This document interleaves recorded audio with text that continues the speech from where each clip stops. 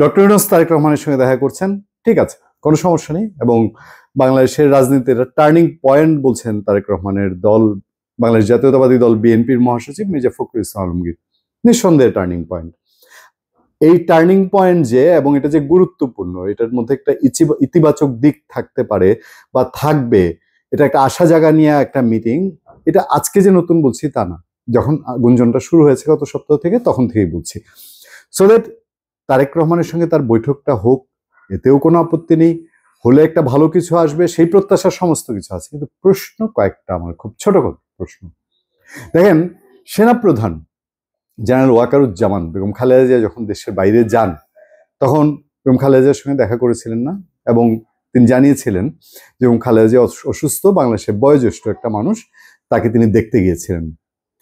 বেগম খালেদা জিয়া কে? তারেক রহমানের মা।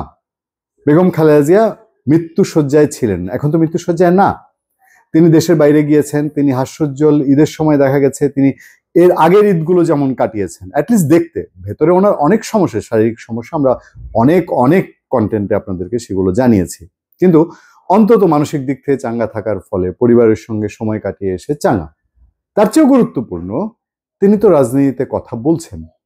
তিনি প্রয়াত রাষ্ট্রপতি জিয়াউর রহমানের শাহাদাত বার্ষিকীর প্রোগ্রামে তিনি বক্তৃতা দিয়েছেন, ভার্চুয়ালি বক্তৃতা দিয়েছেন। তিনি দলের নেতাদের সঙ্গে দেখা করছেন, কথা বলছেন।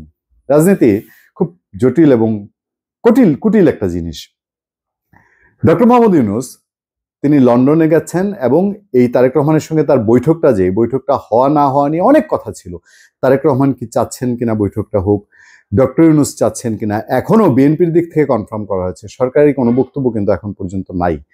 আমি যখন কথা বলছি, অন্তত 10 জুন 2025 দুপুর নাগাদ, তখনও সরকারের দিক থেকে সুনির্দিষ্ট হবে। এবং এই কর্মসূচিটাই টোটাল যে তার 4 দিনের সফরের কর্মসূচি, সেটাতেই ওই তার অ্যাওয়ার্ডটা নিয়ে স্পষ্টকরণ আছে, আর 2-1টা প্রোগ্রাম। কিন্তু বাদবাকি প্রোগ্রাম, এই যে গণসম্বর্ধনা কোনো কিছু নিয়েই মানে খোলাসা করে ঝেড়ে কাশা হয়নি। যাই হোক, তিনি লন্ডনে গিয়ে তারেক রহমানের সঙ্গে কথা বলবেন। হ্যাঁ, এটাও বাস্তবতা, তারেক রহমান এখন বিএনপির নীতিগত মানে টু দা পয়েন্ট যতগুলো সিদ্ধান্ত, কোন জেলায় কি হবে, উপজেলায় কি হবে, সরকারি কি হবে, এগুলো মাথায় ঘামাচ্ছেন। কিন্তু বেগম খালেদা জিয়া তো এখনো আছেন। প্রশ্নটা হলো, যেই নারী আর কিছুদিন আগেই কেবল মৃত্যুশয্যায় নড়েছেন, যাকে এখন পর্যন্ত এই সরকারের দিক থেকেই বলা হচ্ছে যে তারেক রহমান একটা দলের গুরুত্বপূর্ণ জায়গা আছেন, বেগম জিয়া তো তার চেয়ে গুরুত্বপূর্ণ জায়গায় আছেন। বেগম জিয়ার সঙ্গে রাজনৈতিক মিটিং এর বাস্তবতা নাই থাকলো ধরলাম, কিন্তু বেগম জিয়ার মতামতের কি এখনো কোনো মূল্য নাই? কেউ কি হলফ করে লিখতে পারবেন, বলতে পারবেন?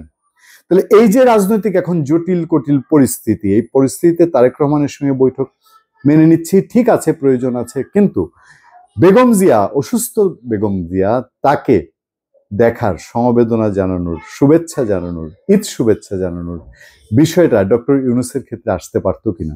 তিনি তো শান্তিতে নোবেল জয়ী মানুষ, সেটা কি এসেছিল? আসেনি।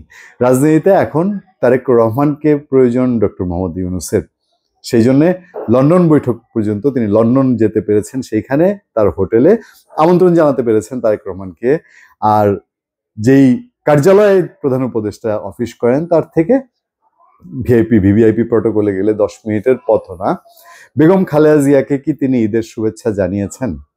তিনি তো নরেন্দ্র মোদীর সঙ্গে ঈদের শুভেচ্ছা বিনিময় করেছেন, ভারতের প্রধানমন্ত্রীর সঙ্গে। বাংলাদেশের সাবেক বেশ কয়েকবারের প্রধানমন্ত্রী, এবং খালেদা জিয়াকে যেহেতু এই জায়গায় চিন্তা করা হয়, তাহলে তার সঙ্গে কেন হলো না? সে কথাটা আমরা জানতে চাইতে পারি তো।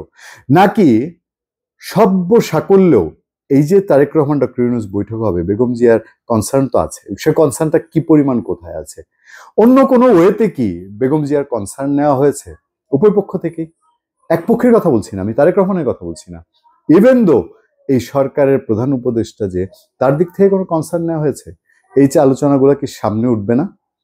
ধন্যবাদ সবাইকে, ভালো থাকবেন, সুস্থ থাকবেন। সত্য, করুণা এবং সহনশীলতার সাথে আপনাদের সাথে আমি আতিক রহমান পূর্ণিয়া।